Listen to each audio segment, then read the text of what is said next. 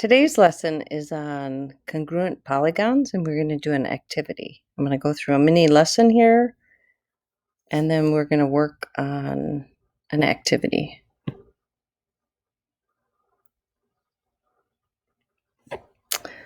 Okay, so first we want to talk about is identifying using corresponding parts.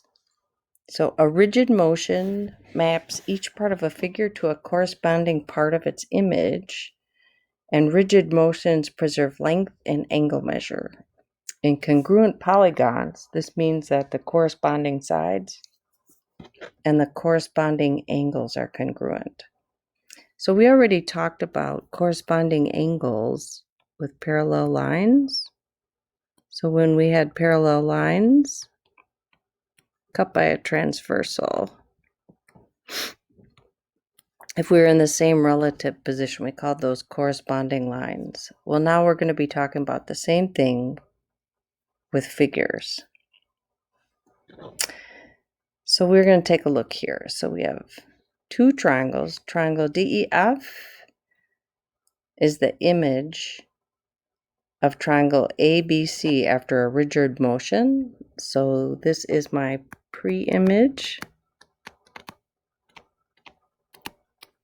And this is my image. So pre-image is the first. And this is a copy.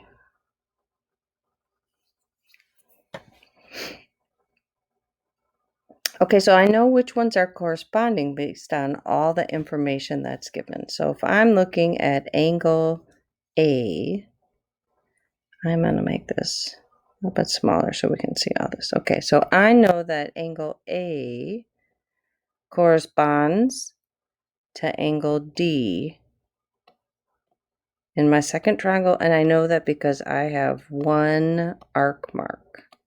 So when I'm writing my congruence statement, when I'm saying triangle ABC, I'm saying that triangle A is congruent to triangle D. So if I write angle A as the first angle, I need to write it as the first angle here. Okay.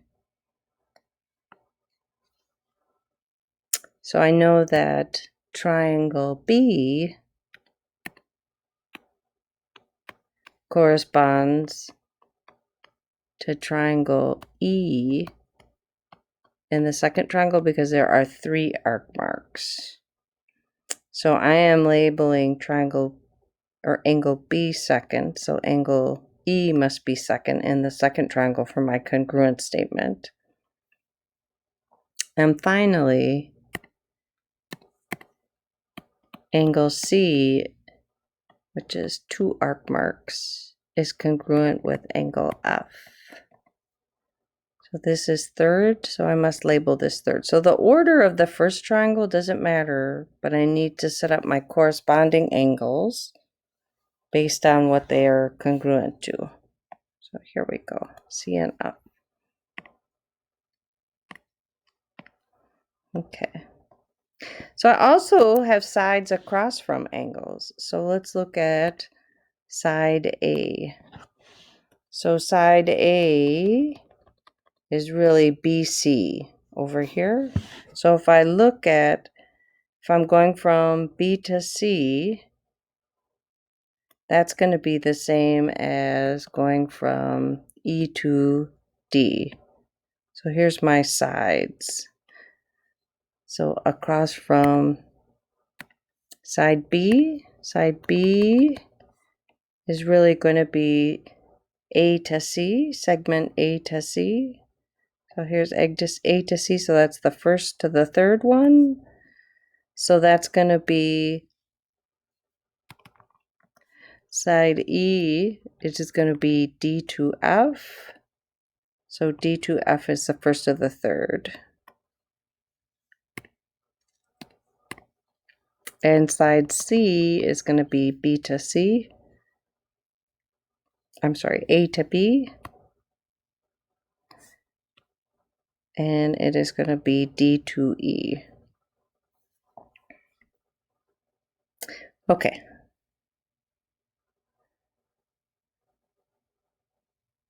So let's identify some corresponding parts.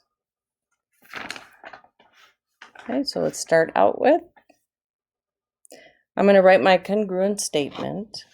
So the congruent statement, I can say anything for the first part. So I'm going to say angle, triangle,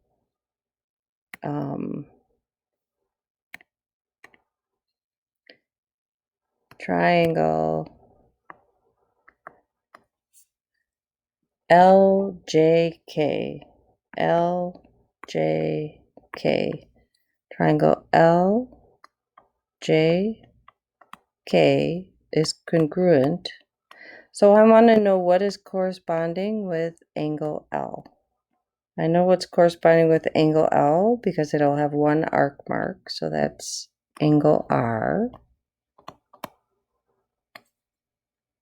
What's corresponding with angle J? Angle J is two arc marks. So this is angle T. And angle K is three arc marks. So that's angle S. So triangle LJK is congruent to triangle RTS. So I'm going to set up my angles now. So I know L and R. So angle L is congruent to angle R. Angle J is congruent to angle T. And angle K is congruent to angle S. Now let's do the sides. So these are the angles. Now let's do the sides. So angle JK. So this has one tick mark. So JK, and it's a segment. So let's put a segment symbol, is congruent to ST.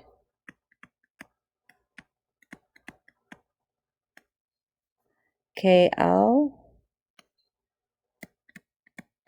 segment KL is congruent to SR, because those are two tick marks, segment SR. And segment JL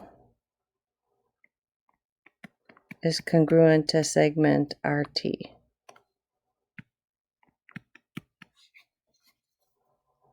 Okay, so now that I have written the statement, my corresponding angles and corresponding sides, let's use that on how I can apply solving for sides and angles with algebra. Okay, so I have some quadrilaterals here.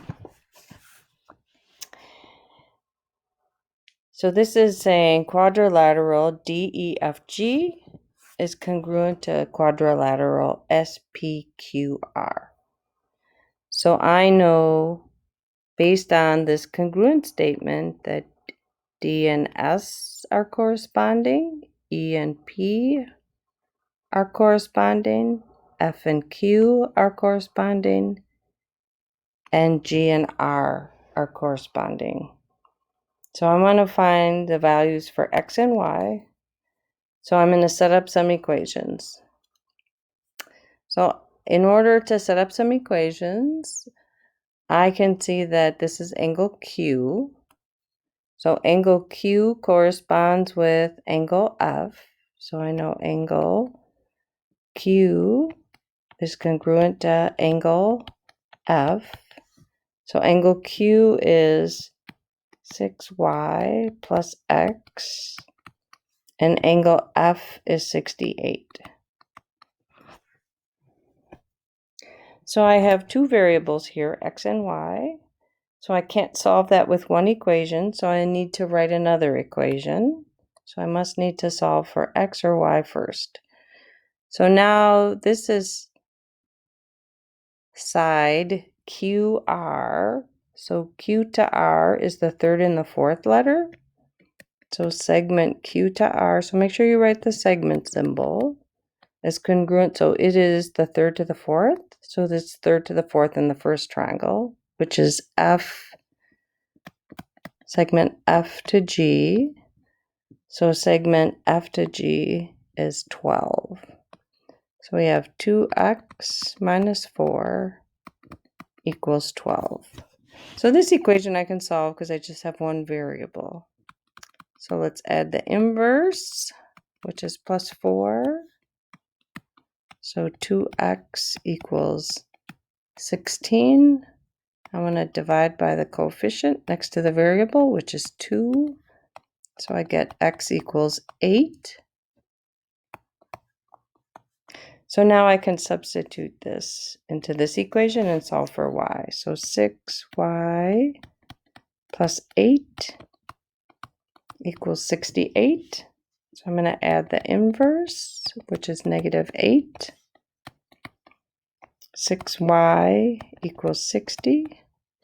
I'm going to divide both sides by 6. 6 divided by 6 is 1, so I get y equals 10.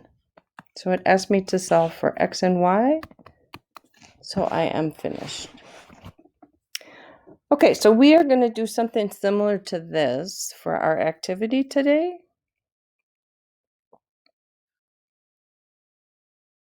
So I am going to give you some manipulatives, and you are going to find 3 pairs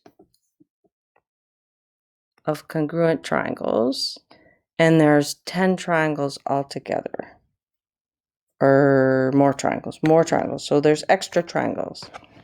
So I'm finding 3 pairs, and you're going to,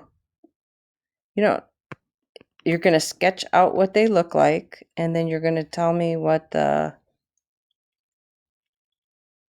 corresponding angles are, what the corresponding sides are, and just write one congruent statement for each. You don't have to write all 3. You can just write one. And then you're going to write an equation for solving for x and solving for y on each manipulative. So these are what the manipulatives look like. So you're going to come over here and you're going to find 3 pairs that are the same size and write your equations from there. Okay?